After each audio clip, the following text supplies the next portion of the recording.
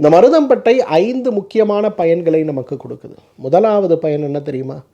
உடம்பில் இருக்கக்கூடிய பித்தம், வாதம், கபம் சொல்லக்கூடிய 3 தோஷங்களுடைய சீற்றத்தை குறைக்கிறது.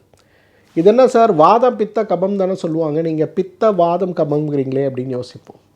இந்த இரத்த கட்டிகள் உருவாவது அப்படிங்கிறது உடலில் இருக்கக்கூடிய சூடுத்தன்மை, அந்த இடத்தில் ஏற்படுகின்ற வறட்சி, அந்த இடத்தில் சேருகின்ற கழிவு, இது 3 சேர்ந்தால் தான் உங்களுக்கு இரத்த கட்டிகளே உருவாகும்.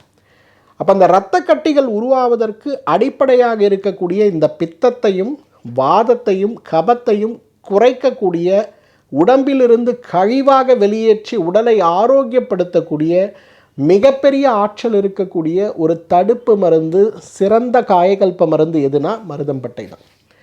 அப்போ மருதம்பட்டையை நம்ம தொடர்ந்து பயன்படுத்திட்டு வரும்போது நீங்கள் சர்க்கரை நோய்க்காக, நீங்கள் இரத்த கொதிப்புக்காக, நீங்கள் கொழுப்புச்சத்து விகிதாச்சார மாறுபாடுகளுக்காக வழக்கமாக எடுத்துக்கொண்டிருக்கக்கூடிய எந்த மருந்தை நீங்கள் எடுத்துக்கொண்டிருந்தாலும் கூட ஒரு இணை மருந்தாக, துணை மருந்தாக மருதம்பட்டையை நீங்கள் எடுக்க ஆரம்பிக்கும் போது உங்களுடைய ஆரோக்கியம் மேம்படுவது மட்டுமல்ல, வழக்கமாக எடுத்துக்கொண்டிருக்கக்கூடிய மருந்துகளால் தடுக்க முடியாத பக்க விளைவுகளையும் தடுக்க முடியும். ஸோ இன்றைக்கு மருதம்பட்டை ஒரு சிறந்த மருந்து. எதற்கு? இரத்த ஓட்டத்தை சீராக்குவதற்கு, குறிப்பாக இரத்த கட்டிகளை உருவாக்கக்கூடிய பித்தம், வாதம், கபம்ங்கிற இந்த காம்பினேஷனை குறைக்கிறதுக்காக.